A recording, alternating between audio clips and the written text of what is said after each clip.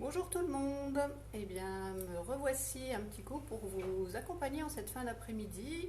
Nous sommes pas loin de la Saint-Valentin, hein, pour ceux qui veulent la fêter. Nous on a décidé de la fêter ce soir parce que le dimanche soir, le lendemain il y a boulot donc on profite moins. Et j'ai commandé un repas dans un restaurant, le laissez-vous tenter, à laisser pour ne pas le nommer, parce qu'on y mange très bien en temps normal et même quand c'est à domicile, c'est toujours aussi bon. Donc le repas est prêt, par contre il faut quand même assurer un petit coup au niveau de l'apéro. J'ai décidé de préparer des petits crackers parce que c'est vite fait, c'est bon, c'est rapide. Et ben, je me suis dit que je pouvais partager ça avec vous pour que vous puissiez vous préparer vous aussi des petits gâteaux apéro qui croustillent, qui sont bons, qui sont sains et surtout qui ne contiennent rien de mauvais puisqu'on sait tout ce qu'on met dedans. Alors, on va commencer tout de suite. Donc pour ça, c'est tout simple. On met tout directement dans le bol du robot, si on en a un, si on n'en a pas, on met dans un saladier. Il n'y a pas d'obligation. On commence par 35 grammes de farine. Alors en farine, j'ai voulu innover un petit coup, j'ai pris de la farine de lupin. La farine de lupin, c'est une farine qui est un peu plus riche en protéines, en fibres que la farine classique. Et puis c'est également, alors c'est sans gluten, on n'a pas de souci de gluten à la maison, mais c'est toujours bon à savoir que c'est une farine sans gluten. C'est également une farine sans amidon. Et puis c'est surtout une farine qui a un petit goût de noisette. Donc je me suis dit qu'après tout, pour les gâteaux, ça pouvait être sympa à tester. Donc on commence par 35 grammes de farine.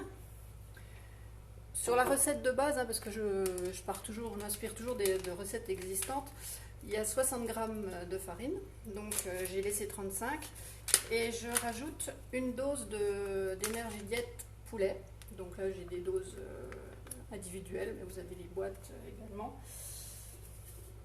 Donc là sur une dose, on a donc 25 grammes de farine si on veut aromatiser poulet, mais comme vous connaissez bien maintenant en Biotissané, on apporte en même temps les vitamines, les minéraux, donc ça donne encore un côté un peu plus intéressant à notre recette. À cela, on va ajouter toute une panoplie de petites graines. Alors, j'ai respecté un peu la recette, après je pense qu'on peut faire comme on veut, hein, suivant ce qu'on a dans nos tiroirs. Il y a 30 grammes de graines de courge. On a également 20 grammes de flocons d'avoine. On a 10 grammes de graines de sésame et 10 grammes de graines de lin. Donc ça c'est pour les graines. Ah non, j'ai oublié, il y a du pavot. Il y a 10 grammes de pavot, j'en ai presque plus. Donc on met tout ce qui reste. Voilà. À cela, on va mettre une petite pincée de sel. Il faut quand même relever un petit peu. Ensuite, de l'eau à température ambiante, il faut 65 grammes d'eau, tout simplement, qu'on rajoute dans le bol. Et puis 20 grammes d'huile d'olive. Il y en a un peu plus dans la recette, mais j'en ai mis un peu moins, puisque je pense que 20 grammes, ça suffit largement.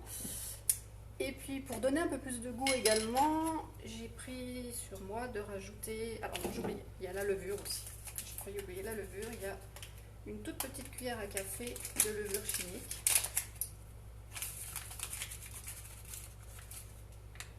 Voilà. Et pour terminer, j'ai rajouté, donc comme je disais, pour le goût, une cuillère à café de moutarde à l'ancienne. Donc ça c'est moi qui ai décidé de le rajouter, hein. C'est pas une obligation, ça fait pas partie de la recette de base, mais je pense que ça va donner un bon petit goût avec le poulet, ça va faire quelque chose de sympa. Donc, on va démarrer mon ami Ken.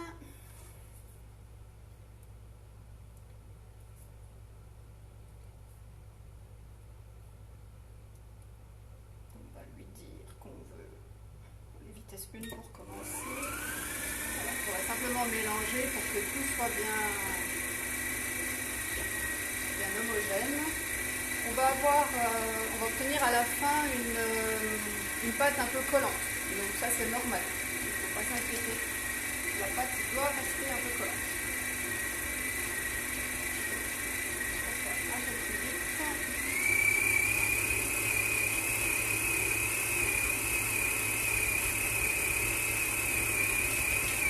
Et voilà, c'est mélangé. prêt. Vous voyez, c'est pas bien compliqué. Alors la farine de lupin, à mon avis, elle a peut-être besoin d'un peu plus d'eau. Elle a peut-être un pouvoir absorbant plus important. Je vais en rajouter un tout petit peu parce que la pâte est à peine sèche.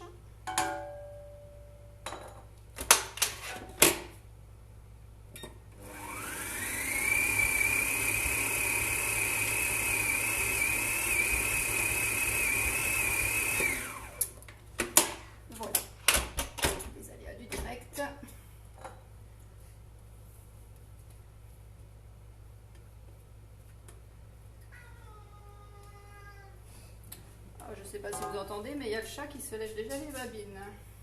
À mon avis, il sent que ça prépare quelque chose à manger.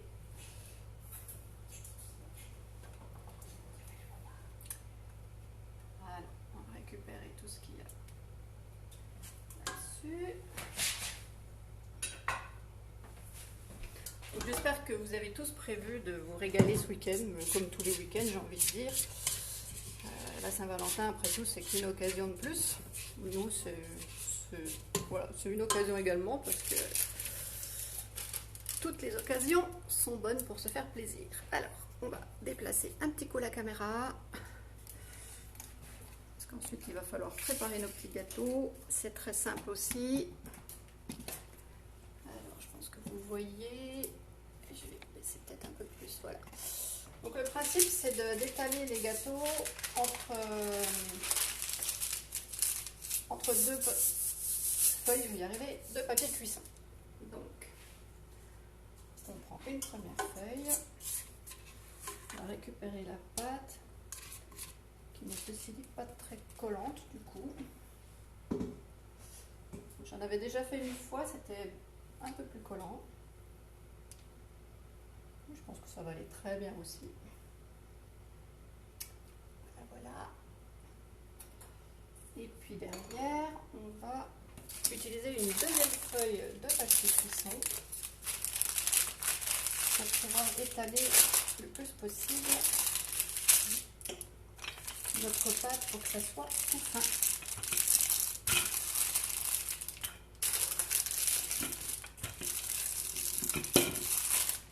L'intérêt d'avoir les deux feuilles de papier cuisson, c'est justement de ne pas déborder, de ne pas en mettre partout.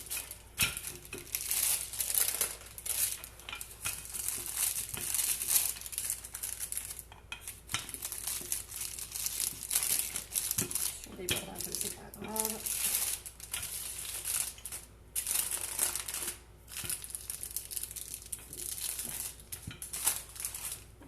Assez fin, parce qu'on nous fasse des bons petits crackers bien croustillants.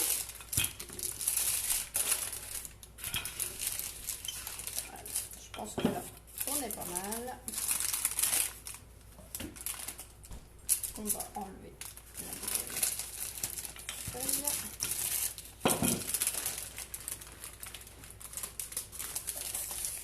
Et voilà.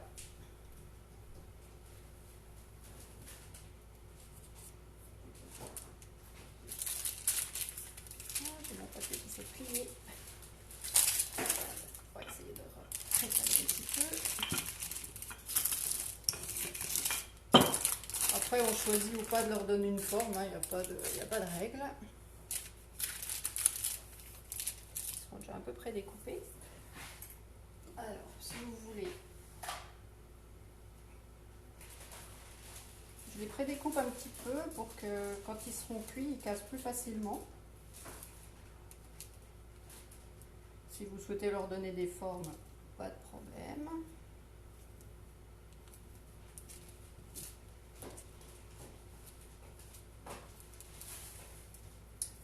Et voilà, c'est tout prêt.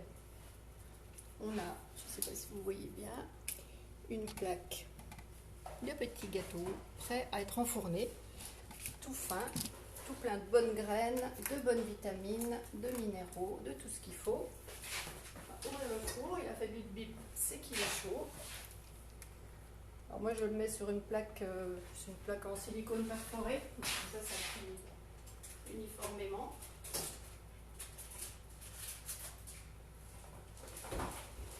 Et voilà, c'est parti.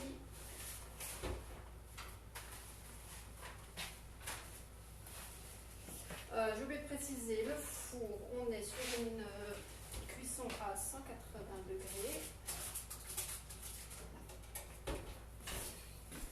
Voilà, cuisson à 180 degrés pendant, on va dire, 10-15 minutes. 15-20 minutes, ça dépend de l'épaisseur, de votre four, de tout ça. Donc à surveiller, quand c'est cuit, ça commence à dorer un petit peu sur les contours, tout ça. Donc vous voyez exactement comme ça vous intéresse de les avoir. Plus ils seront colorés, plus ils seront croustillants, et puis sinon ils y seront un peu moins. Voilà, donc c'est tout simple. Vos gâteaux en 5 minutes, petit gâteau apéro, sain, bon, riche en vitamines, en minéraux.